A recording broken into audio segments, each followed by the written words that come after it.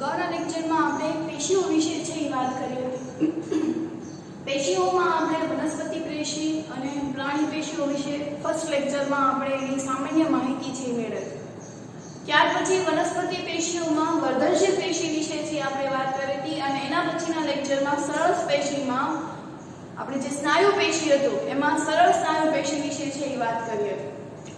આજના લેક્ચરમાં હવે આપણે વનસ્પતિય અધિસ્તરીય પેશી વિશે છે એ આપણે વાત કરવાની છે. તો પહેલા આપણે ટોપિકનું નામ લખી લઈએ, પછી આપણે એને સમજીએ.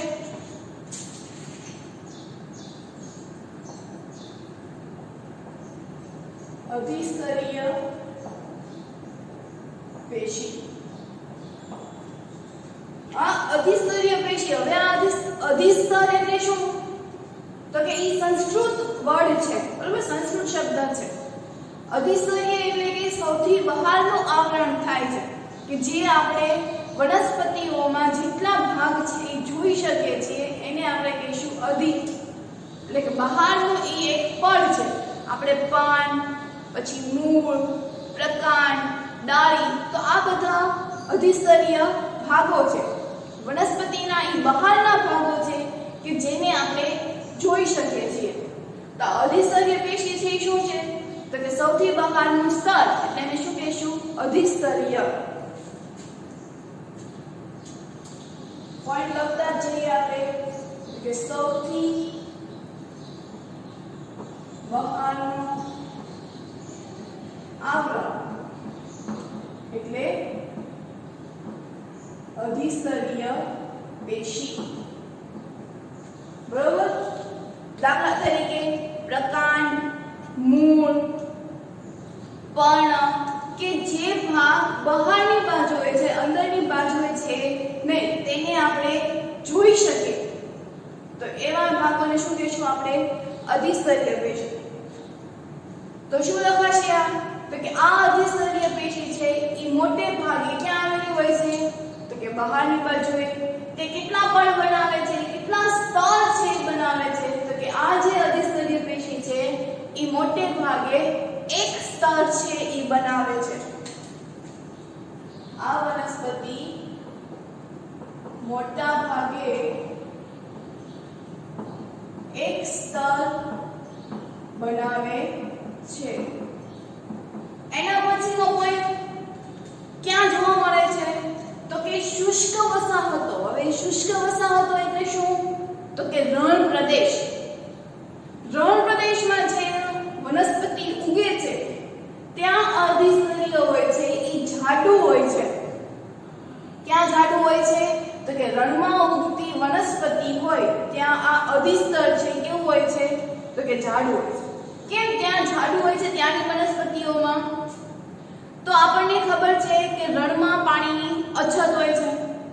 જો પાણીની અછત હોય ને છતાં પણ વનસ્પતિ છે જો એ પાણીને ગુમાવી દે તો એની વૃદ્ધિ છે એ થાય ને. આપણને ખબર છે કે વૃદ્ધિ થવા માટે એને 3 ઘટકો છે જરૂરી છે: પાણી, ખાતર એટલે કે ખનિજો અને સૂર્યપ્રકાશ. જો આ 3 ઘટકો એને મળી રહેશે તો જ એની વૃદ્ધિ છે થશે. તો આ જે રણ પ્રદેશમાં જે ઉગતી વનસ્પતિ છે જો એ પાણીનો પણ ગુમાવો કરી દે, એટલે કે પાણીને ગુમાવી દે, તો એની પાસે તો કાંઈ જ નહીં. તો આમે તે રણમાં છે પાણી ઓછું હોય છે. ઉપરાંત જો વનસ્પતિ આ પાણીને છે એ બાષ્પ વિસર્જન કરી નાખે, એટલે કે બાષ્પોત્સર્જન થઈ જાય આ પાણીનું, તો વનસ્પતિ છે એ ત્યાં ઉગી શકે નહીં. તમે જુઓ રણમાં ઉગતી વનસ્પતિમાં થોર, બરોબર, ફાફડા થોર કે જે તમે એના પાન તમે જોશો તો એકદમ જાડા હોય છે. બહારનું જે પડ હોય છે એ એકદમ કેવું હોય છે? જાડું, કે જે અંદરના ભાગોને શું કરે છે? તો કે રક્ષણ આપે છે. આપણે એ શું લખાશે? શુષ્ક વસાહતોની કેટલીક વનસ્પતિઓમાં અધિસ્તર છે કેવું હોય છે? તો કે જાડું હોય છે.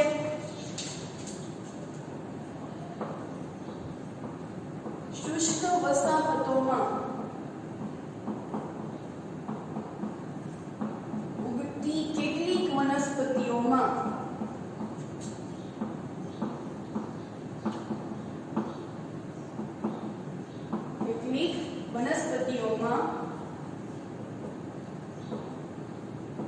અધિસ્તરનું સ્તર જાડું હોય છે, બરોબર? શું કામ જાડું હોય છે? તો કે પાણીને ગુમાવવા દેતું નથી. તો એ શું કરે છે? તો કે ઈ વનસ્પતિને રક્ષણ આપે છે. શેની સામે રક્ષણ આપે છે? તો કે પાણી ગુમાવવાની સામે ઈ રક્ષણ આપે છે. પાણી ગુમાવવાની સામે શું આપે છે? તો કે રક્ષણ આપે છે, બરોબર? પાણી ગુમાવવાની સામે રક્ષણ આપે છે કે જે પાણીને ગુમાવવા દેતું નથી. આ ઉપરાંત આ અધિસ્તરીય પેશી છે એ સમગ્ર વનસ્પતિના ભાગોને રક્ષણ આપે છે. એ પર્ણને રક્ષણ આપે, પ્રકાંડને રક્ષણ આપે, પછી મૂળને રક્ષણ આપે, કારણ કે મૂળની આજુબાજુ પણ એના આ સ્તર છે એ આવેલા હોય છે, કારણ કે મૂળમાંથી પણ પાણી છે એ જતું રહે છે, પ્રકાંડમાંથી પણ પાણી છે એ બાષ્પોત્સર્જન થઈ જાય છે. તો આ જે અધિસ્તર પેશી છે એ કોને રક્ષણ આપે? તો કે પર્ણ, પ્રકાંડ, મૂળ કે જે બહારનો ભાગ હોય છે. ટૂંકમાં એવું કહી શકાય કે આ પેશી છે વનસ્પતિના સમગ્ર ભાગોને રક્ષણ આપે છે. તો પોઈન્ટ લખીએ કે આ પેશી વનસ્પતિના સમગ્ર ભાગોને રક્ષણ આપે છે.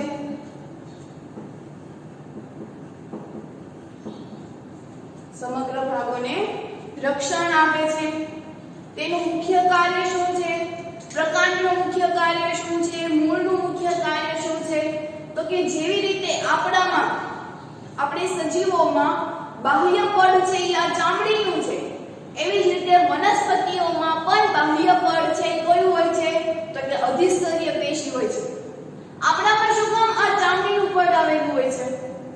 કે આપણા જે શરીરના અંદરના ભાગો છે એનું પણ રક્ષણ છે કોણ કરે છે? તો કે આ બાહ્ય પડ છે કરે છે. અને બાહ્ય પડ હોય છે એકદમ સખત હોય છે. તમે જો આપણે કોઈ પણ જગ્યાએ અથડાણા હોય કે એક્સિડન્ટ થયું હોય આપણું, તો આપણા ખાલી ઉપરની બાજુ છે એ છોલાઈ જાય છે, બરોબર? કોઈ નાનો એવો એક્સિડન્ટ જેવો થયો હોય છે તો ખાલી આપણી જે ચામડી હોય છે ઈ તો કે એનું ખાલી શું કહેવાય આમ ઘસાઈ જાય છે, પણ અંદરના ભાગોને કઈ રક્ષણ થતું નથી. આપણે કહીએ છીએ કે મૂંઢમાં વાગ્યું છે. તો તમે વિચાર કરો કે જો આ ચામડી ન હોય તો શું થાય? તો આપણા નાનો એવો પણ એક્સિડન્ટ થયો હોય તો પણ એમાં આપણા જે અંદરના ભાગો છે એને ઈજા છે એ પહોંચે છે. આપ શું કરે છે આ બાહ્ય પડ? તો કે બેક્ટેરિયા સામે લડત લડે, પછી ઈજાઓ જે થતી હોય એની સામે છે લડત લડતા હોય છે. ટૂંકમાં બેક્ટેરિયા સામે રક્ષણ આપે, ઈજાઓ સામે છે રક્ષણ આપે કે જે અંદરના ભાગોને નુકસાન થવા નથી દેતા. તો આ જે પેશી છે એનું પણ એ જ કાર્ય છે કે વનસ્પતિ છે એ હલનચલન કરી શકતા નથી. જેવી રીતે આપણે વરસાદ આવે છે અને આપણે ઘરમાં જતા રહીએ છીએ, અમુક પ્રાણીઓ છે, બરોબર, ગાય, ભેંસ કે જેઓને વરસાદ છે નથી ગમતો, તો તેઓ એક જગ્યાએથી બીજી જગ્યાએ છે હલનચલન કરીને કે જ્યાં વરસાદ ન આવે એવી જગ્યાએ છે જતા રહ્યા હોય. પણ વનસ્પતિ છે હલનચલન કરતા નથી, તે સ્થાયી છે, બરોબર? તે કેવા છે? સ્થાયી છે. તો આવી જે સ્થાયી વનસ્પતિ હોય છે તો એની પાછળ છે એ કયું કારણ છે? તો કે અધિસ્તરીય પેશી એને બહારના પડથી એને શું આપે છે? તો કે રક્ષણ આપે છે. આમ વનસ્પતિ છે એ બધા જ ભાગોને શું આપે છે? તો કે રક્ષણ આપે છે. પ્રકાંડ, મૂળ એ બધાનું કાર્ય શું છે? તો એ બધાનું કાર્ય અંદરનું છે કે પ્રકાંડ છે એમાં વાહક નળીઓ છે આવેલી છે, અન્નવાહક નળીઓ, વિવિધ પ્રકારની પેશીઓ છે આવેલી છે. આપણે શીખ્યા છે વર્ધનશીલ પેશી એમાં આવેલી હોય છે, અન્નવાહક પેશી આવેલી હોય છે, જલવાહક પેશી છે આવેલી હોય છે. વાહિનીકુલ છે આપણે ખબર છે, વાહિનીકુલ એટલે શું કે અન્નવાહક અને જળવાહક જ્યાં બંને ભેગા થાય છે તો એ જે નળી જેવી રચના બને એને વાહિનીકુલ છે કહે છે. આપણે અગાઉના લેક્ચરમાં છે શીખ્યા. તો અંદરના ભાગમાં વિવિધ પ્રકારની ગોઠવણી છે કરી. તમે વિચાર કરો કે જો વનસ્પતિના બાહ્ય પડ ન આપેલું હોય તો પવન, હવા જોરથી ફૂંકાતો હોય, વરસાદ, તડકો, તો આ બધું આવતું હોય તો એનું અંદરના ભાગોનું શું થાય? જેવી રીતે આપણે તે જો આ ચામડી છે આપણે દિવાલ સાથે પણ અથડાયા હશું તો પણ અંદરના ભાગો છે એ ખરાબ થઈ જશે, કારણ કે અંદરના ભાગો આપણને ખબર છે એકદમ નાજુક હોય છે. જેવી રીતે કોઈ નાનું બેબી જન્મ થયું હોય એની જે ઉપરની જે સપાટી હોય છે એની ચામડી તો એ કેટલી સુવાળી હોય છે, તો એવી જ રીતે અંદરના ભાગો પણ એની કરતા છે સુવાળા હોય છે. એટલે ભગવાને આવી સરસ મજાની જે રચના કરી છે એ વિચારીને કરી છે કે અંદરના ભાગોને રક્ષણ છે એ આ બાહ્ય બળ એટલે કે ચામડી વડે છે એ થાય છે. આમ વનસ્પતિની સમગ્ર સપાટી છે એ અધિસ્તરીયથી રંગાયેલું હોય છે, જે વનસ્પતિને સમગ્ર ભાગોને રક્ષણ છે એ આપે છે. તો એક પોઈન્ટ સાથે લખી નાખીએ કે વનસ્પતિ સમગ્ર ભાગ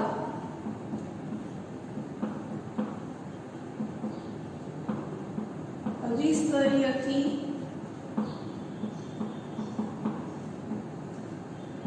રંગાયેલું હોય છે.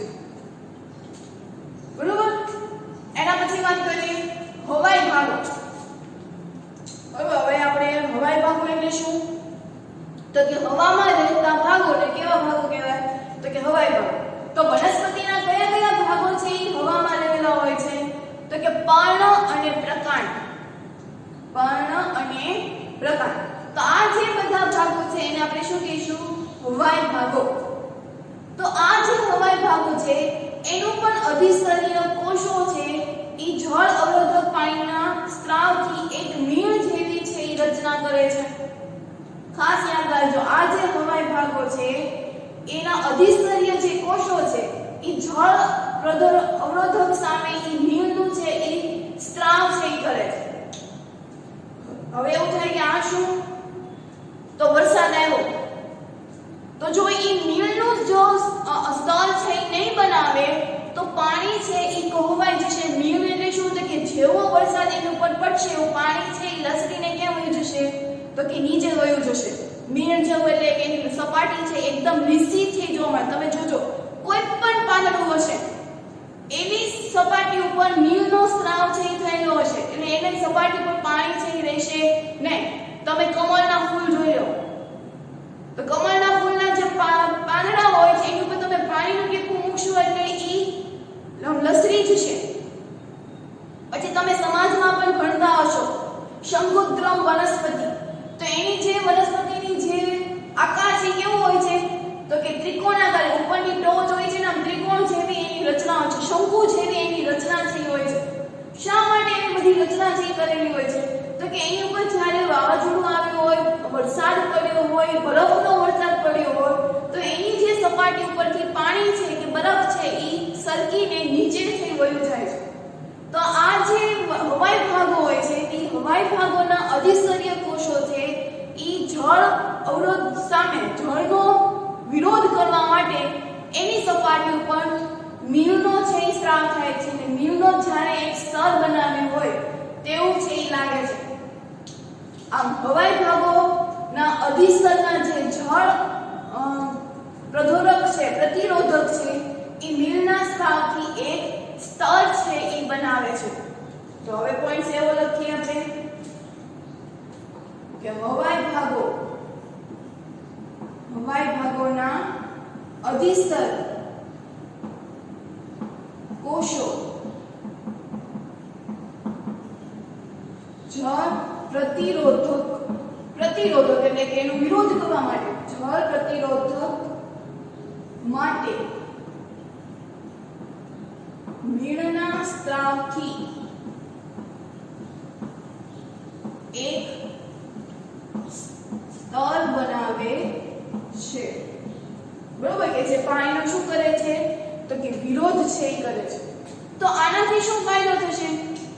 તો કે આ જે સ્તર છે એ સામાન્ય રીતે આપણા એટલે કે શરીર વનસ્પતિની શરીરની બહારના ભાગમાંથી જોવા મળે છે. આ ક્યાં જોવા મળે છે? આ મીણની સપાટીનું એક સ્તર છે તો કે વનસ્પતિના બહારના ભાગોમાં છે જોવા મળે છે. હવે આ જે સ્તરો છે એ આપણામાં આવેલા હોતા નથી. તમે જુઓ કે આપણે ક્યારેક પણ આપણે હાથ પગથી ધોયા હોય છે તો તરત પાણી છે નથી નીકળી જતું, તો આપણે લૂછવાની કોઈ જરૂર જ ન પડે. એટલે કે સજીવના શરીરમાં આ પ્રકારના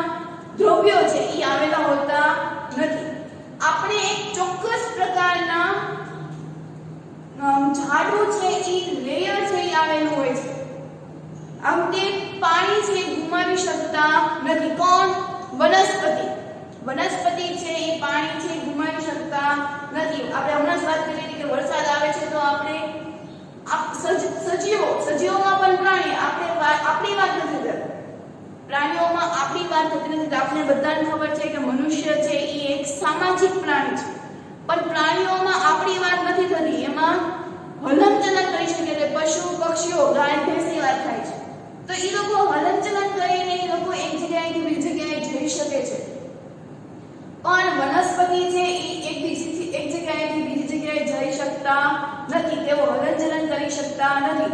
તો તેઓને કોની સામે રક્ષણ છે એ આપે છે? તો કે બેક્ટેરિયા, પછી પાણીનો જે વ્યય થતો હોય એની સામે રક્ષણ આપે, પછી પરોપજીવીની સામે છે એ રક્ષણ આપે, પછી તો કે ફૂગ સામે છે એ રક્ષણ આપે છે. આમ વિવિધના સામે તેઓ રક્ષણ છે એ આપે છે.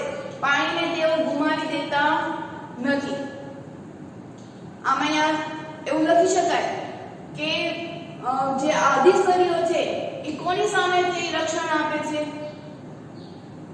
તો કે જે વનસ્પતિનો પાણીનો વ્યય થતો હોય, પછી તો કે પરોપજીવી સામે રક્ષણ આપે, પછી તો કે ફૂગ સામે રક્ષણ આપે, ઈજાઓ સામે છે રક્ષણ આપે છે. આમ તે વિવિધ પ્રમાણે છે એ રક્ષણ છે એ આપે છે. વનસ્પતિઓ પર બીજી કોઈ અસર થવા દેતા નથી. જે વનસ્પતિને શું આપે છે? તો કે પૂરેપૂરું મજબૂતાઈ આપે છે અને રક્ષણ છે એ આપે છે. તો એક પોઈન્ટ આપણે એવો લખીએ કે જે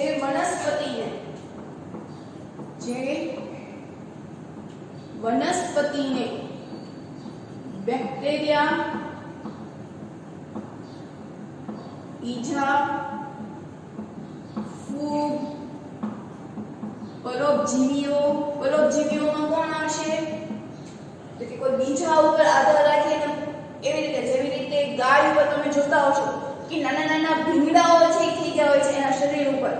તો એ શું હોય? એક પ્રકારના પ્રાણીઓ જ હોય છે કે તેઓ પોતાની સાથે ખોરાક છે બનાવી શકતા નથી, એને કોઈનો બીજાનો સહારો છે લેવો પડ્યો છે. અને એ જ્યારે જે સજીવ હોય છે તો એ જે ગાય ભેંસના શરીર પર ચોટેલું હોય તો એમાંથી બધા પોષણ છે એ મેળવી લે છે. તો એવી રીતે તેઓ પરોપજીવી સામે વનસ્પતિ છે એ રક્ષણ આપે. વનસ્પતિ ઉપર આપણે એવા કોઈ પણ છે એ આપણે જોઈ શકતા નથી. વનસ્પતિ છે પોતાનો ખોરાક બનાવે છે અને એના ઉપર આપણે નિર્ભર છે. આપણે ફળ તોડીને કે પાંદડાઓ છે એ ખાઈ શકીએ છીએ, પણ એના પાંદડાઓમાં આપણે રહેતા નથી. એક પણ સજીવ એવો નથી કે તેના પાંદડામાં કે એના થડ કે પ્રકાંડમાં તે ચોટેલા હોય. તો એની સામે પણ રક્ષણ આપે છે. એટલે કે વનસ્પતિને બેક્ટેરિયા, ઈજા, ફૂગ, પરોપજીવીઓ, પાણીનો વ્યય સામે શું આપે છે? તો કે રક્ષણ આપે છે. તે વનસ્પતિને પૂરેપૂરું છે એ રક્ષણ છે એ આપે છે. હવે આ વનસ્પતિને તે રક્ષણ આપે છે. આપણે એવું કીધું, અહીં આપણે સાબિત કર્યું કે તે વનસ્પતિના અધિસ્તરીય કોષો છે આ વનસ્પતિને રક્ષણ છે એ આપે છે. તો આ જે વનસ્પતિને રક્ષણ આપે છે તો શું તેના કોષો વચ્ચે જગ્યાઓ છે એ રહેલી હશે? તો કે નહીં. વનસ્પતિના જે કોષો હોય છે, અધિસ્તરીય કોષો હોય છે, તો એની વચ્ચે કોઈ જગ્યા છે આવેલી હોતી નથી. એને ન ગમે જો જગ્યા હોય તો, એટલે તેઓ એકબીજાને એકદમ નજીક છે એ ગોઠવાયેલા હોય છે, એટલે કે તેમાં અવકાશ છે હોતો નથી. તો આપણે એવું લખી શકીએ કે રક્ષણ કરતું હોવાથી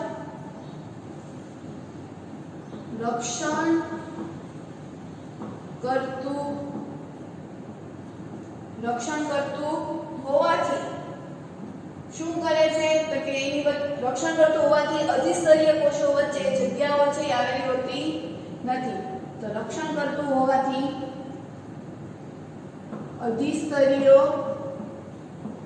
કોષો વચ્ચે અવકાશ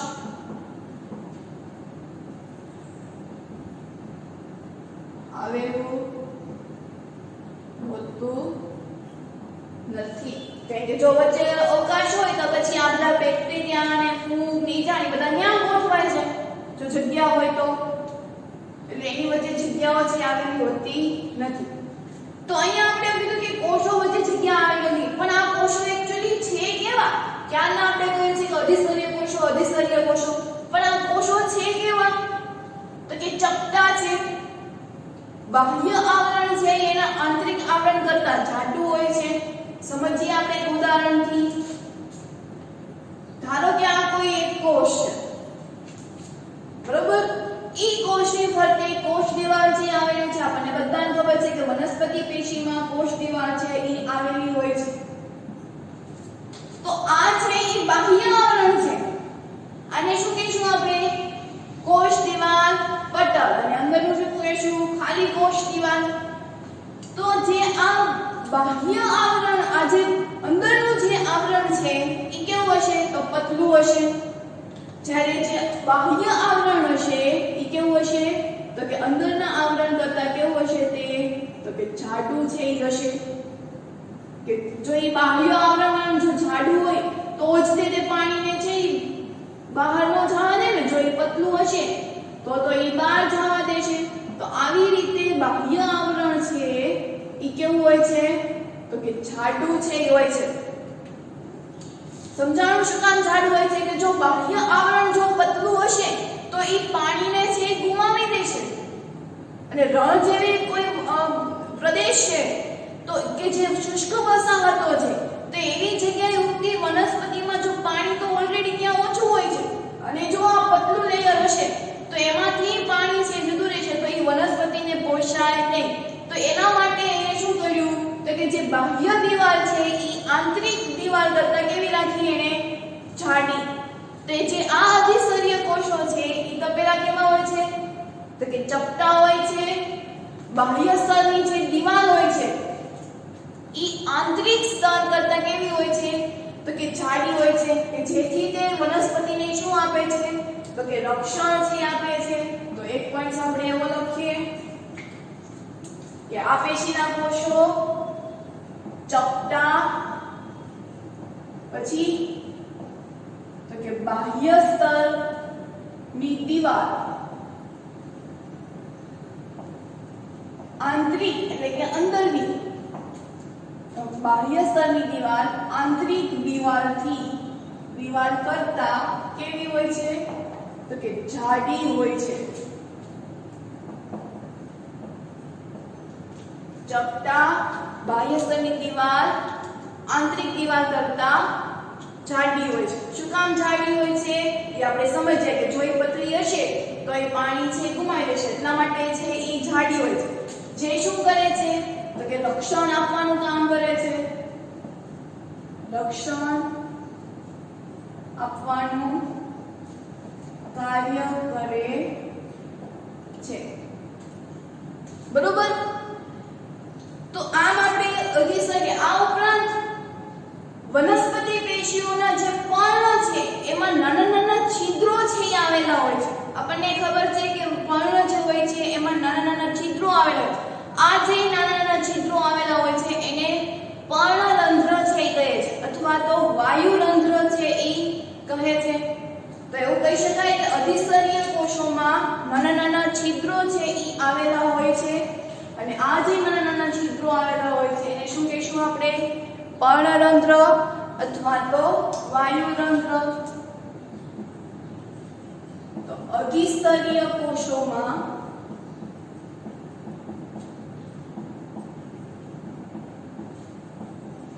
નાના છિદ્રો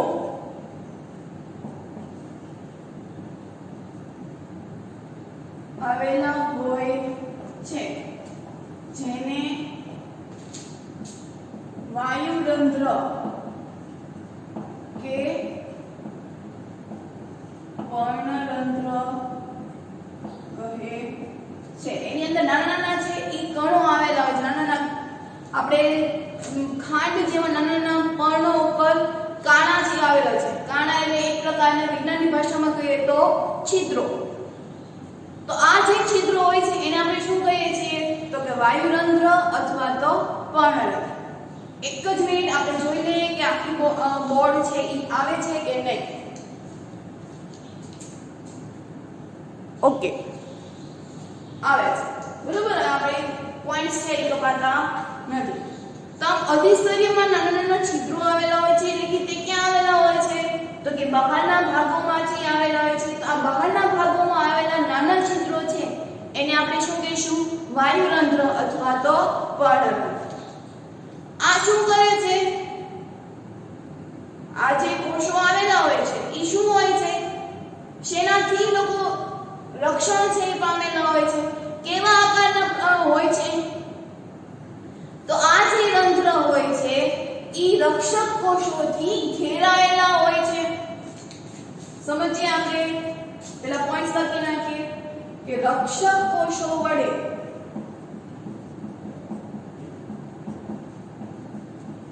રંધ્ર રક્ષાયેલા હોય છે. અથવા તો તમે એવું પણ લખી શકો કે રંધ્ર રક્ષક કોષો વડે રક્ષાયેલા હોય છે.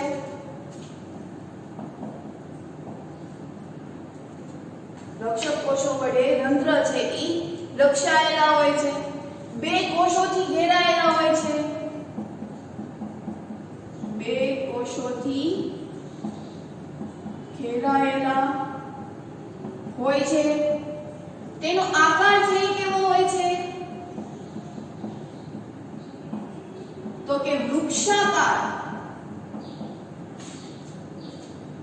ઓકે, વૃક્કાકાર છે, વૃક્ષાકાર નહીં, વૃક્કાકાર.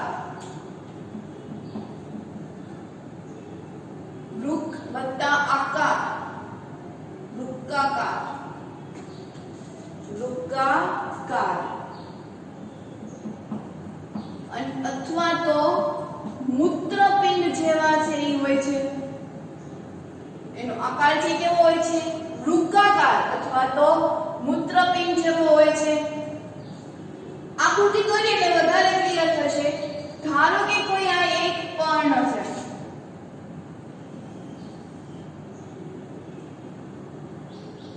બરોબર? એના પછી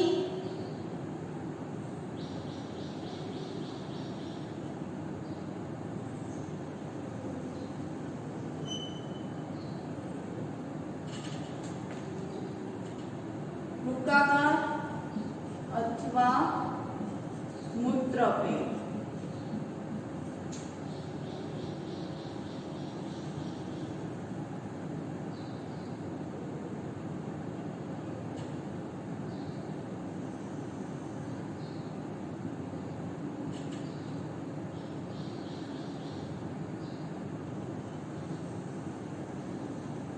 બરોબર, આકૃતિ તમે જોઈ લેજો. તમારે લોકોએ દોરવાની છે. બરોબર, કેવી રીતે દોરવું છે એ જોઈ લેજો.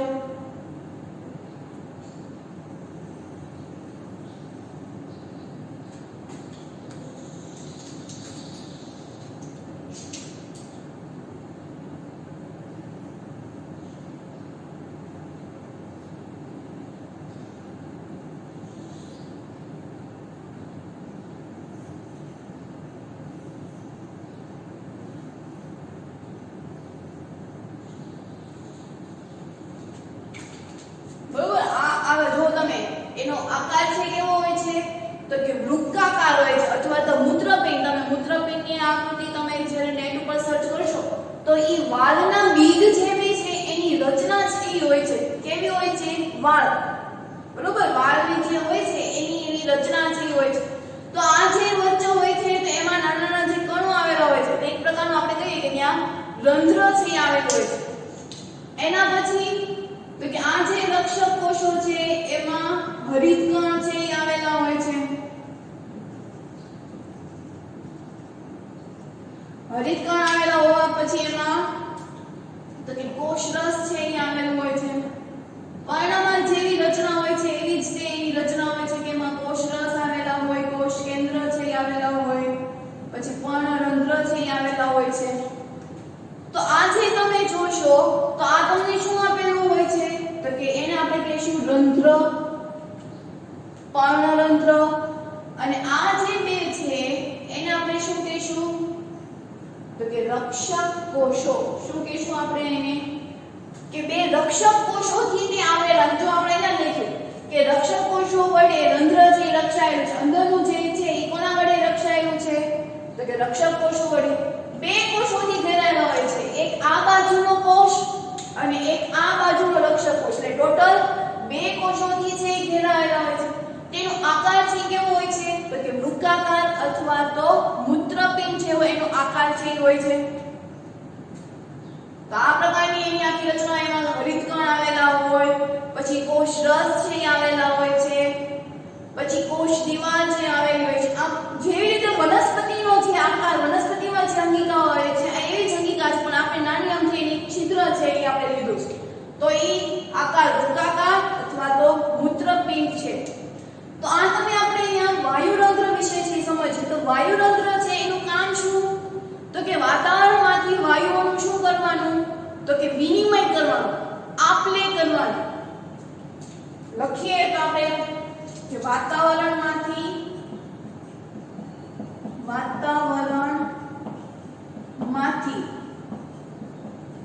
વાયુનું વિનિમય કરવાનું કામ છે યા શું કરશે તો કે આ પર્ણરંધ્ર છે કરે છે। પર્ણરંધ્રમાં જે નાના નાના જે કણો આવેલા હોય છે તો એનું આપ-લે છે કોણ કરે છે તો કે પર્ણરંધ્ર, વાતાવરણમાંથી વાયુનું વિનિમય કરવાનું કામ।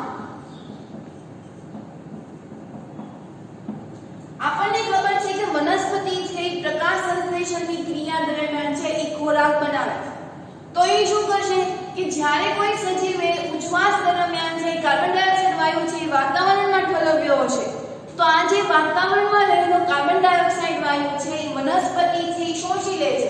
શેનાથી શોષે છે તો કે વનસ્પતિમાં આવેલા નાના નાના કણો એટલે શું થશે રંધ્ર, તો આ જે રંધ્ર છે એ કાર્બન ડાયોક્સાઇડ વાયુને શોષી લે છે અને એ વનસ્પતિમાં એકઠો કરશે। વનસ્પતિમાં એ ખોરાક તરીકે તેનું બનાવવા માટે તેનો ઉપયોગ કરશે અને એ દરમિયાન છૂટો પડતો જે ઓક્સિજન છે એ વાતાવરણમાં પાછો ઠલવશે અને એ વાતાવરણમાં ઓક્સિજન જો હોય એનો આપણે શ્વાસ તરીકે પાછો છે ઉપયોગ કરીએ છીએ। આમ સજીવો અને વનસ્પતિ જેવી રીતે આપણે ઓક્સિજનની આપ-લે કરીએ છીએ તો એ કોના દ્વારા થાય છે તો કે રંધ્ર દ્વારા, પર્ણરંધ્ર દ્વારા છે એની આપ-લે છે એ થાય છે। એટલે કે વનસ્પતિની પ્રકાશ સંશ્લેષણની ક્રિયા દરમિયાન કાર્બન ડાયોક્સાઇડ વાયુ છે એ લે છે અને પછી વનસ્પતિ વાયુરંધ્ર દ્વારા પર્ણરંધ્ર દ્વારા જ એ વાતાવરણમાં ઓક્સિજન વાયુ છે એને પાછો ઠલવે છે। આ ઉપરાંત તો કે બાષ્પોત્સર્જનની ક્રિયા દરમિયાન પણ વનસ્પતિના જે રંધ્રો છે એ કામ છે કરે છે। બાષ્પોત્સર્જન એટલે શું તો કે કોઈકવાર વનસ્પતિમાં પાણીનો ભરાવો છે એ વધારે થઈ ગયો હોય, બરોબર, ચોમાસું આવ્યું હોય ખૂબ વરસાદ પડ્યો હોય છે કે ત્યારે પાણી છે એ વધારે પડતું છે એ એકઠું થઈ ગયું હોય તો આ જે પર્ણરંધ્ર દ્વારા એમાંથી પાણી છે એ બહાર છે એ કાઢે છે। એટલે કે બાષ્પોત્સર્જનની જે ક્રિયા છે કોના દ્વારા થાય છે તો કે રંધ્ર દ્વારા છે થાય છે। આ ઉપરાંત વનસ્પતિમાં જે શ્વાસોશ્વાસની જે ક્રિયા થાય છે એ પણ કોના દ્વારા થાય છે તો કે પર્ણરંધ્ર દ્વારા। શ્વાસોશ્વાસ એટલે શું કે પોતે ઓક્સિજન વાયુ લે છે અને કાર્બન ડાયોક્સાઇડ વાયુ એ લે છે અને ઓક્સિજન વાયુ છે એ બહાર કાઢે છે। આપણી કરતા ઊંધી પ્રક્રિયા છે એ થાય છે। તો વાતાવરણમાંથી વાયુનું વિનિમય કરવાનું કામ, આ ઉપરાંત તો કે બાષ્પોત્સર્જનનું કામ, બાષ્પોત્સર્જનની ક્રિયા, શ્વાસોશ્વાસની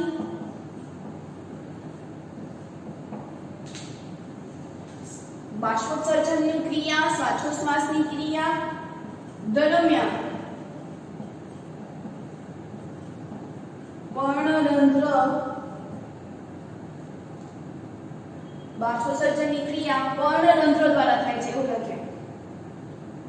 શ્વાસની ક્રિયા કોના દ્વારા થાય છે તો કે પર્ણરંધ્ર દ્વારા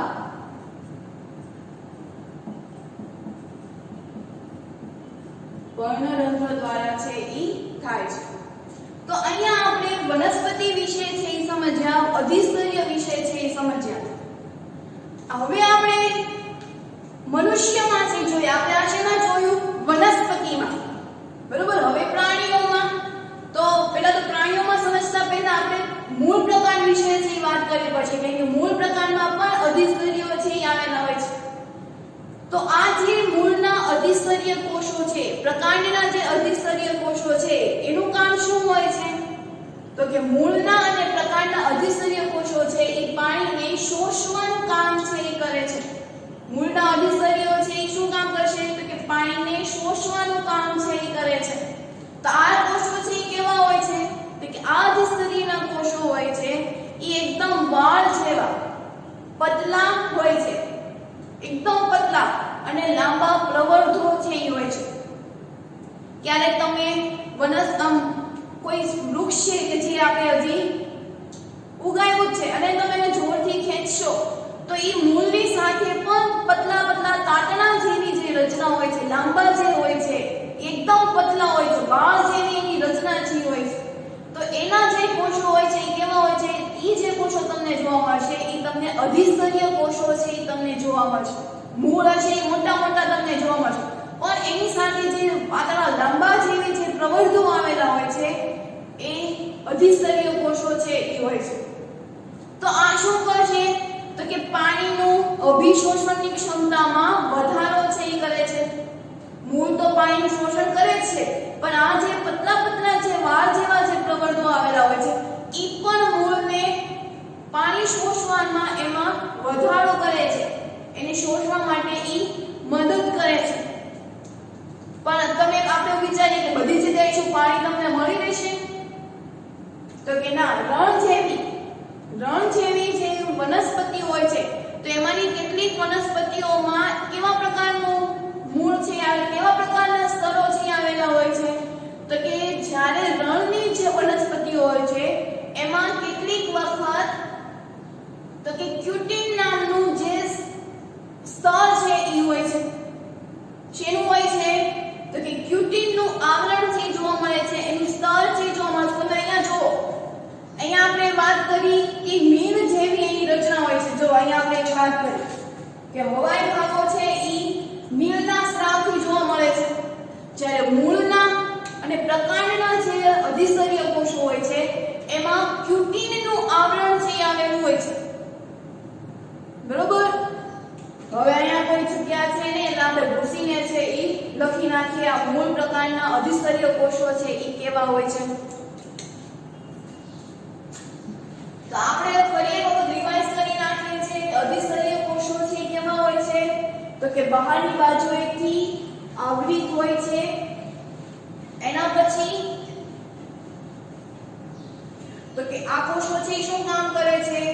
તો કે ઈ રક્ષણ આપવાનું કામ કરે છે. શેનાથી રક્ષણ આપવાનું કામ કરે? તો કે પાણીનો વ્યય, ઈજા, બેક્ટેરિયા, ફૂગ, પરજીવીઓ સામે છે ઈ રક્ષણ આપવાનું કામ છે ઈ કરે છે. ત્યાર પછી આપણે એવું જોયું કે એમાં પર્ણરંધ્ર છે આવેલા હોય છે. તો આ પર્ણરંધ્ર છે ઈ શું કામ કરે છે? તો કે વાયુઓના વાત વિનિમય માટે છે ઈ કામ કરે છે. બાષ્પસર્જનની ક્રિયા માટે કામ કરે છે. એના પછી તો કે શ્વાસોશ્વાસની ક્રિયા માટે કામ કરે છે. આ જે પર્ણરંધ્ર છે ઈ બે રક્ષક કોષોથી ઘેરાયેલા હોય છે. તો એ આકૃતિમાં છે દેખાય જ છે. તો આવું આપણે છે શીખ્યા. હવે આપણે કોના વિશે શીખવાનું છે? તો કે મૂળ અને પ્રકાંડના અધિસ્તરીય કોષો. મૂળ, પ્રકાંડ અને અધિસ્તરીય કોષો વિશે છે એ આપણે શીખવાનું. તો આપણે હમણાં વાત કરી કે મૂળ અને પ્રકાંડનું કામ શું છે? એના કોષો શું કામ? આપણે આ મૂળ પ્રકાંડ તો છે જ તે, એના કોષોની શું જરૂર હોય છે? તો આપણને ખબર છે કે મૂળ છે એ પાણીનું શોષણ કરે છે. તો મૂળના જે અધિસ્તરીય કોષો હોય છે એ પણ પાણી શોષવામાં મદદરૂપ થશે. એટલે કે એનું પહેલા કાર્ય શું? પાણી શોષવાનું કામ. તો કે મૂળ શું કરે છે? તો કે પાણી શોષવાનું કામ છે એ કરે છે. તો કે મૂળના અધિસ્તરીય કોષો, મૂળના અધિસ્તરીય કોષો પાણી શોષવાનું કામ કરે છે.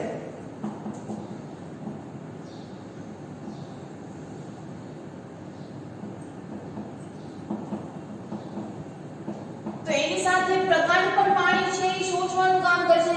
તો આ જે અધિસ્તરીય કોષો હોય છે કેવા હોય છે? તો કે લાંબા, પાતળા અને વાળ જેવા એના પ્રવર્ધો છે આવેલા હોય છે.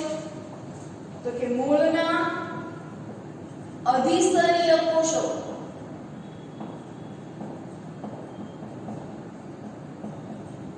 વાળ જેવા લાંબા, પાતળા પ્રવર્ધો, મૂળના અધિસ્તરીય કોષો વાળ જેવા લાંબા, પાતળા પ્રવર્ધો આવેલા હોય છે, જે પાણીને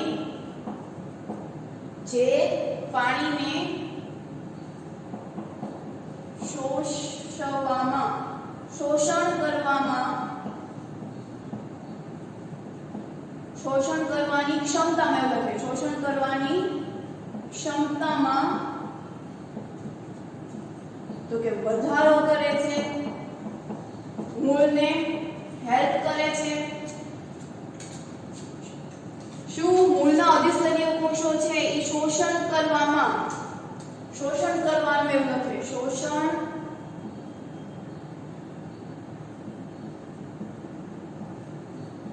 કરવાનું કામ કરે છે. બરોબર, અધિસ્તરીય કોષો પાણી શોષવાનું કામ કરે છે. મૂળના અધિસ્તરીય કોષો છે વાળ જેવા લાંબા, પાતળા પ્રવર્ધો આવેલા હોય છે, જે પાણીને શોષણ કરવાની ક્ષમતામાં વધારો છે એ કરે છે.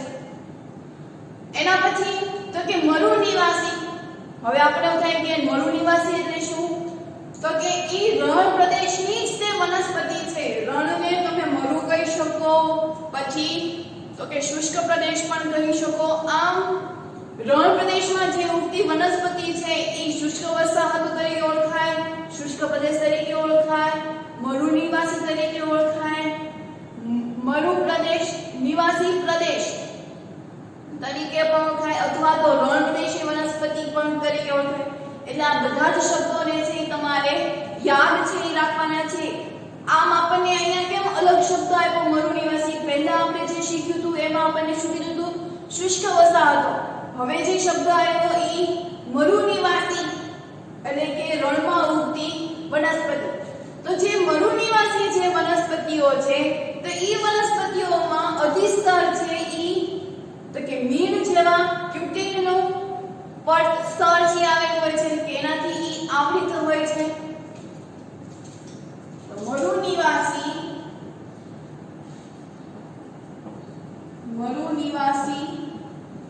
એટલે કઈ થશે? આપણે લખીએ રણ પ્રદેશ. મરુનિવાસી વનસ્પતિમાં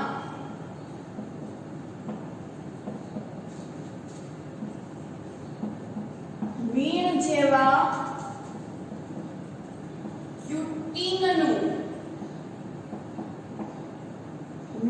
ક્યુટિનનું આવરણ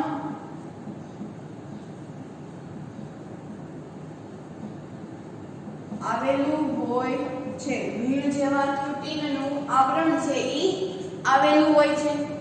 તે શું કામ કરે છે? તો હવે તમે જુઓ કે આપણે અગાઉ શીખ્યા હતા ઈ કેવું લેયર હતું? તો કે ઈ મીણ જેવું લેયર હતું. આમાં ક્યુટિનનું જ તે આવરણ છે આવેલું છે. તો આ બધું શું કરશે? તો કે આ બધા જ જે સ્તરો છે ઈ જળ પાણીની સામે અવરોધ છે એ કરશે. એટલે કે તે જળ અવરોધક તરીકે જે કામ કરે છે. આપણે અગાઉ પણ શીખ્યા કે એને પાણી ગુમાવવું છે એ ગમતું નથી. બધું પાણી છે ઉડી જાય તો એને ગમે નહીં. તેનું કામ શું? તો કે જળ અવરોધક તરીકેનું કામ છે એ કરે છે. જળ અવરોધક તરીકેનું કાર્ય કરે છે. ગમે એ સ્તર હશે, બરોબર, મીણથી બનેલું હશે, ક્યુટિનથી બનેલું હશે, હજી આપણે એક સ્તર છે એ ભણશું. તો આ બધા જ સ્તરો છે એ પાણી સામે રક્ષણ મેળવવાનું છે એ કામ કરે છે. પાણીને વ્યય થવા દેતા નથી. આમ અગાઉ આપણે વાત કરી હતી કે બધા જ સ્તરો છે એ આપણે શેમાં જોયા હતા? તો કે મીણથી બનેલા હોય છે. આ તો કે મીણ જેવા ક્યુટિનથી બનેલા હોય છે કે જે પાણી સામે શું કરે છે? તો કે રક્ષણ છે એ આપે છે. કે જેમ વનસ્પતિની જેમ જેમ છે ઉંમર વધતી જાય છે તેમ તેમ તેનું બાહ્ય સ્તરમાં પરિવર્તન છે એ આવે છે, બરોબર। જેમ જેમ વનસ્પતિ છે એની ઉંમર વધતી જશે તેમ તેમ તેના બાહ્ય સ્તરમાં પરિવર્તન છે એ આવતા જાય છે। જેમ જેમ વનસ્પતિની ઉંમર વધતી જાય તેમ તેમ તેના બાહ્ય સ્તરમાં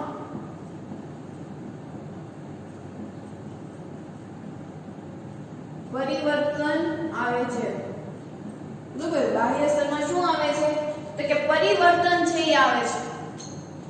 દ્વિતીય જે એના પછી તો કે દ્વિતીય જે વર્ધનશીલ પેશી છે એની જેના કોષો છે એનું સ્થાન છે કોણ લઈ લેશે તો કે અધિસ્તરીય કોષો છે એ સ્થાન છે લઈ લે છે। દ્વિતીય વર્ધનશીલ પેશીના કોષોની જગ્યા અધિસ્તરીય કોષો છે એ લઈ લે છે। સમજીએ ઉદાહરણ દ્વારા છે આપણે હવે આ આકૃતિ છે એ ભૂસી નાખીએ છીએ। તો દ્વિતીય વર્ધનશીલ પેશી એટલે શું? વર્ધનશીલ પેશી એટલે શું પહેલા તો સમજ યાદ છે આપણને, પહેલા એના વિશે વાત કરી લઈએ કે વર્ધનશીલ પેશી એટલે કે વૃક્ષોની વૃદ્ધિ થવા માટે જે કોષો છે આવેલા હોય છે, કોષોનો જે સમૂહ છે એને આપણે શું કહીશું તો કે વર્ધનશીલ પેશી। તો આ જે પેશી છે એ શું કરશે તો કે ધીમે ધીમે વૃક્ષોની છે એ વૃદ્ધિ થાય છે અને વૃદ્ધિ થવા માટેના જે કારણો હોય છે, જે કોષો હોય છે શું હોય છે તો કે વર્ધનશીલ। તો આ કોષો વનસ્પતિને વૃદ્ધિ કરવા માટે તે અનુકૂળ હોય છે, એને મોટા છે કરવા માટે કોષો છે આવેલા। તો જ્યારે એ કોષો છે એ મોટા થઈ જાય છે અને પછી વૃદ્ધિ છે એ થતી નથી, પછી એના કોષો છે એ કામ કરતા નથી, ત્યારે આ જે કોષો છે એ અન્ય કોષોમાં છે વિભાજન થઈ જાય છે। આપણે અગાઉ જ તે ભણ્યા કે શરૂઆતના જે કોષો છે એ વર્ધનશીલ પેશી તરીકે વર્તે, જેમ જેમ તેની વૃદ્ધિ થશે, પરિપક્વ બનશે એ દરમિયાન તેઓ તો કે વૃદ્ધિ થશે નહીં, ત્યારે આ જે કોષો છે એ અન્ય કોષોમાં છે પરિવર્તન છે એ પામી જાય છે। તો આવી જ રીતે દ્વિતીય વર્ધનશીલ પેશી એટલે કે હવે એનામાં જગ્યા છે નહીં, હવે વૃદ્ધિ થશે નહીં, તો આ જે દ્વિતીય વર્ધનશીલ પેશી છે એ ધીરે ને ધીરે બહાર નીકળી જાય છે અને અંદરના જે કોષો છે એનું સ્થાન છે એ લઈ લે છે, એટલે કે અધિસ્તરીય કોષો છે એની જગ્યા છે એ લઈ લે છે। સમજીએ આકૃતિ દ્વારા કે કોઈ આ એક પ્રકાંડ છે, સમજી લઈએ કે આ કોઈ એક વૃક્ષ છે, બરોબર। વૃક્ષના આ મૂળિયા છે। શરૂઆતમાં તમે જોશો તો વૃક્ષના જો પ્રકાંડ છે એ એકદમ પતલા પતલા છે અને ધારો કે એના અધિસ્તરીય કોષો છે એ અહીંયા વચ્ચે છે એ આવેલા હોય છે। આ તમે જે બ્લુ કલરની લાઈન દેખાય છે અધિસ્તરીય કોષ, જેમ જેમ દિવસો પસાર થતા જાય છે તેમ તેનું વૃક્ષમાં છે એ વધારો છે એ થાય છે, વધારો થશે એટલે મૂળ પણ મોટા થશે, એનું જે પ્રકાંડ હતું એ પણ મોટા થશે। તો આ જે મોટા થશે તો એમાં જે કોષો છે એ આવેલા હતા, હવે કોષો તમે અહીંયા જુઓ, કોષોની સંખ્યા વધતી નથી, એના પ્રકાંડમાં છે એ વધે છે। હવે તમે જુઓ કે આ જે અધિસ્તરીય કોષો છે, આ જે અધિસ્તરીય કોષો વર્ધનશીલ પેશીના કોષો છે, આ જે વર્ધનશીલ પેશીના કોષો છે જેમ જેમ આ પ્રકાંડ છે વૃક્ષ છે એ મોટું થતું જાય છે તેમ તેમ તેના જે આ કોષો છે એ ધીરે ને ધીરે બહાર છે આવતા રહે છે અને અંદરની જે જગ્યા હતી એ કોણે લઈ લીધી તો કે અધિસ્તરીય કોષોએ છે લઈ લીધી અને અધિસ્તરીય કોષો એ પણ ધીરે ધીરે છે એ બહાર આવતા જાય છે। તો અહીંયા તમે જુઓ બહાર આવતા જાય તો આ જે બહારની જે દીવાલ હોય છે એ એની જાડી કરી નાખે છે અને એને રક્ષણ છે એ વનસ્પતિને આપે છે। તો અહીંયા કહી શકાય કે અધિસ્તરીય કોષો છે એ શરૂઆતમાં કેવા હોય છે ઓછા હોય છે, જેમ જેમ દીવાલ છે વૃક્ષ છે એ મોટા થતા જાય છે તેમ તેમ તેના પ્રકાંડમાં પણ વધારો છે એ થતો જાય છે અને પ્રકાંડમાં જો વધારો થતો જાય એટલે કે ઈ જળ છે ઈ થડ છે એનું ઈ જાડું થશે, એનું થડ છે કેવું થશે જાડું, એનો ઘેરાવો છે વચ્ચે, એનો પરિઘ છે ઈ વધશે, અને અધિસ્તરીના જે કોષો હતા ઈ દ્વિતીય વર્ધનશીલ પેશીના કોષોની જગ્યાએ છે ઈ જતા રહે છે. દ્વિતીય વર્ધનશીલ પેશીના કોષોને ધક્કો મારી દે છે અને તેઓ બંને સાઈડ છે ઈ બહાર આવી જશે. એટલા માટે એના જે કોષો હોય છે ઈ જાડા હોય છે. આપણે એવું કીધું કે બહારની જો આવરણ હોય છે એની કોષ દીવાલ છે ઈ જાડી હોય છે, બરોબર? તો શું કામ જાડા હોય? સમજણ પડી કે તે બહારની બાજુએ અધિસ્તરીય કોષો છે ઈ આવેલા હોય છે, એની કોષોની જગ્યા છે ઈ લઈ લે હોય છે. તો દ્વિતીય વર્ધનશીલ પેશીના કોષો છે ઈ અધિસ્તર નું સ્થાન છે ઈ લઈ લે છે. તો 1.7 લખીએ. તો દ્વિતીય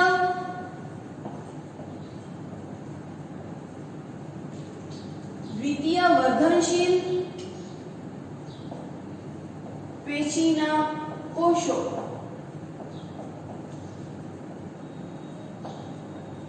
અધિસ્તરીય કોષોનું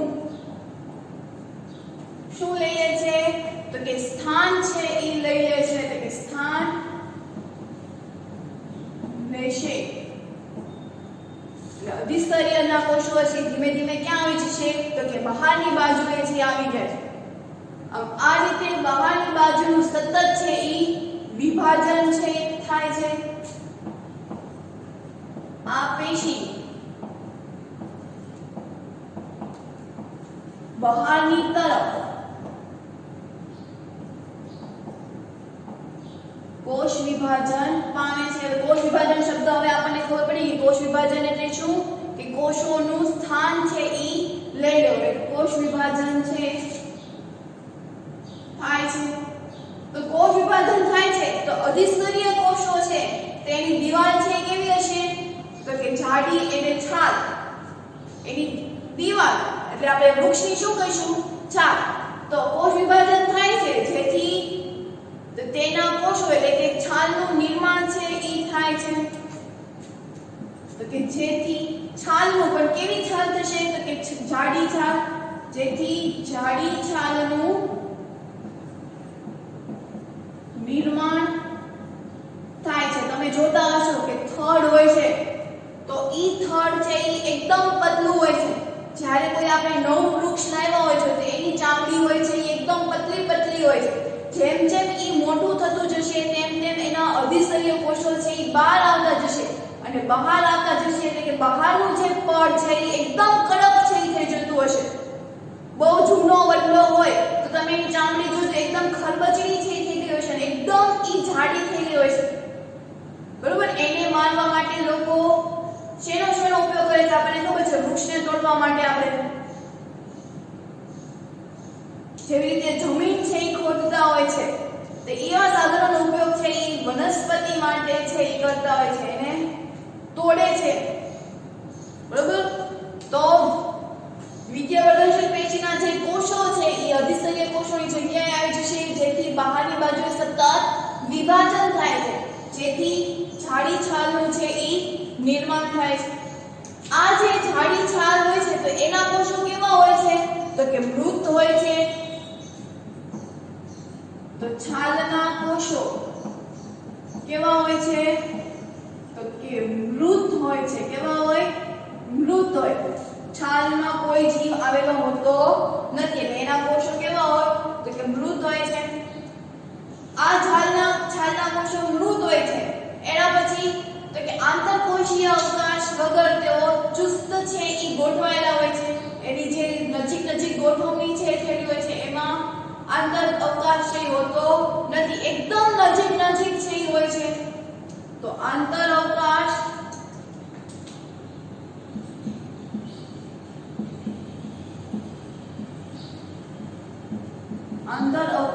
વગર ચુસ્ત ગોઠવાયેલા હોય છે. એના પછી એક પોઈન્ટ, તો આ જે છાલના નામના કોષની જે કોષ દિવાલ હોય છે, હવે અહીંયા કીધું કે કોષ છે એ મૃત હોય છે, પણ એ કોષની પણ કોષ દિવાલ તો હોય જ છે ને. તો આ જે કોષ દિવાલ હોય છે એ સુબેરિન નામનું દ્રવ્યથી બરોબર ઈ આવૃત હોય છે. અહીંયા જેવી રીતે આપણે કીધું કે ક્યુટિનનું આવરણ છે એ હોય છે. એના પહેલા આપણે શીખ્યા તો કે નીરના સ્રાવથી એક સ્તર છે એ બનાવે છે. તો એવી જ રીતે આ જે કોષો હોય છે, કોષ દિવાલ હોય છે, એ સુબેરિન નામના દ્રવ્યોનું સ્થૂલન છે બનાવે છે. સ્થૂલન એટલે એક જમાવટ છે બનાવે છે, એક પડ બનાવે છે, એક સ્તર છે બનાવે છે. તો આપણે લખીએ કે કોષ દિવાલ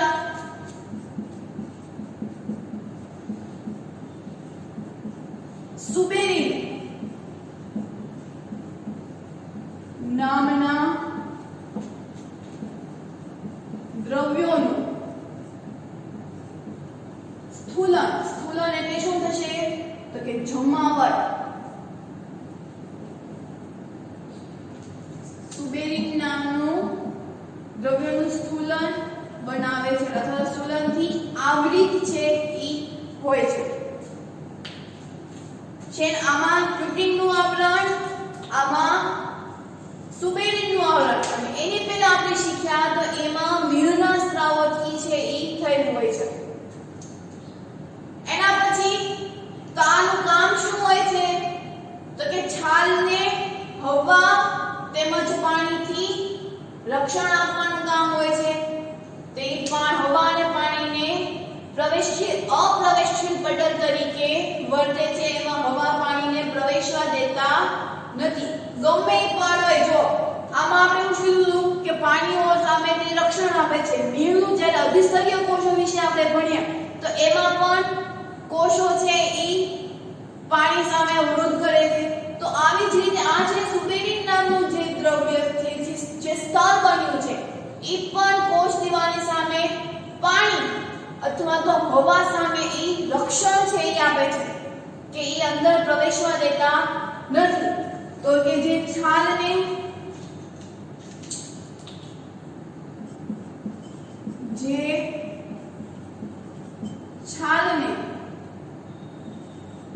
હવા તેમજ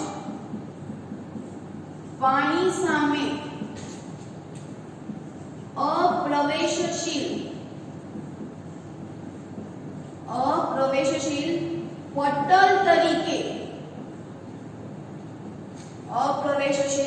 પટલ તરીકે કાર્ય કરે છે. કે તે પાણી સામે અવરોધ કરે છે, હવા સામે પણ તેનો અવરોધ છે એ કરે છે. તો એ પટલ છે ને આ જે પટલ હોય છે કેવું હોય છે તો કે જાડું હોય છે. આ પટલ જાડું હોય છે. જો જાડું હોય છે તો જ તે પવન સામે રક્ષણ આપી શકશે ને. કે પવન જોરથી ફૂંકાયો હોય તો જો કોષ દિવાલ છે એ પટલ છે પાતળું હોય તો એ પટલ તો ક્યાંય ઉડી જાય તો એ કોષ દિવાલને નુકસાન કરે. માટે આ જે પ્રવેશશીલ જે પટલ છે, અપ્રવેશશીલ પટલ, તો એ જાડું છે એ હોય છે. તો આમ આપણે અધિસ્તરીય પેશી વિશે છે એ સમજ્યા. બરાબર. આમાંથી ઘણા પ્રશ્નો છે એ પૂછી શકાય છે. એવું પણ પૂછી શકે છે કે વાયુરંધ્ર વિશે ટૂંકમાં લખો. તો વાયુરંધ્ર વિશે આપણે એમાં સમજીએ કે વાયુરંધ્ર છે એ કોને કહેવાય, એ કોના વડે છે એ રક્ષાયેલું હોય છે, કે એનો આકાર છે કેવો હોય છે. આપણે અહીં આ બાજુના બોર્ડમાં અહીં આકૃતિ દોરીને છે એ સમજ્યા. તો એ આકૃતિ સમજાવીને આપણે છે એ લખવું પડે. એના 2 માર્ક્સ છે હોય છે. એના પછી એવું પણ પૂછે છે કે અધિસ્તરીય પેશી છે એ મૂળ પ્રકાંડમાં કે એના કોષો છે કેવા હોય છે. તો એમાં આપણે અહીંયા આ જે ટોપિક અહીંથી આપણે સ્ટાર્ટ કર્યો તો એનો જવાબ છે એ આટલો છે એ હોય છે. તો અહીંથી એની શરૂઆત છે એ થાય છે. આખો પ્રશ્ન એવો પૂછે કે અધિસ્તરીય પેશી એટલે શું સમજાવો 4 માર્ક્સના. તો આપણે બધું છે એ લખવું પડશે. એટલે આપણે હું તમને 3 પ્રશ્નો છે એ હોમવર્કમાં આપીશ અલગ અલગ પ્રમાણે કે જેથી આપણે પાકા થઈ જાય. કયા તો કે ટૂંકનોંધ લખો,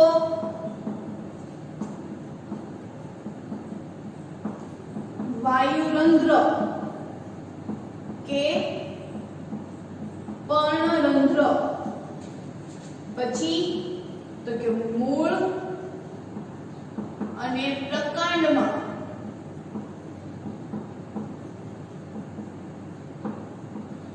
અધિસ્તરીય કોષો, મૂળ અને પ્રકાંડમાં અધિસ્તરીય કોષો શું કામ કરે છે?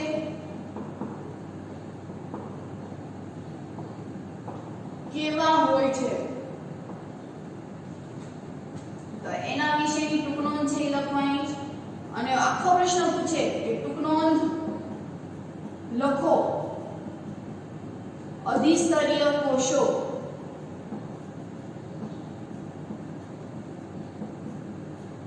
તો એમાં પણ આપણે બધું છે ઈ લખવું પડે. તો આમ આટલા હોમવર્કમાં 3 પ્રશ્નો છે. આ 3 પ્રશ્નો છે ઈ 3 વખત લખવાના છે. કેટલી વખત લખવાના છે? 3 વખત. હવે કોઈનું જો હોમવર્ક અધૂરું હશે તો એ લોકોને 5 વખત છે એ લખવાનું છે. કેટલી વખત લખવાનું છે? 5 વખત. એટલે પૂરું કરીને લખવાનું છે. આમાં નો સમજાય એવું કાંઈ જ નથી, એટલે બાના છે કરવાના જ નથી કે મને નહોતી ખબર એમ. વાયુતંત્ર તો આપણે વાયુતંત્રની જે ટુકડો ધાવી હતી 5 થી 6 પોઈન્ટ્સ, તો એ જ લખવાના છે કે જેમાં આપણે વાયુતંત્ર વિશેની વાત કરી હતી. શેનાથી બનેલા છે, એનો આકાર કેવો હોય છે, એ શેનાથી રક્ષાયેલા હોય છે, તે શું કામ કરે છે, એ આકૃતિ સાથે છે લખવાનું. એના પછી તો કે મૂળ પ્રકારની વાત કરીએ તો મૂળ પ્રકારનો ટોપિક છે આપણે અહીંયા સુધી થઈ લખ્યો છે. અને ટૂંકનો અધિસ્તરીય કોષો વિશે છે લખો, તો એમાં આપણે આખું છે એ લખવાનું છે. આ 3 વખત છે એ હોમવર્ક લખવાનું છે. બધાએ આજને આજ તે કમ્પલસરી છે એ મોકલવાનું છે. બરોબર? તો હવે આપણે આજનો લેક્ચર છે અહીંયા પૂર્ણ કરીએ.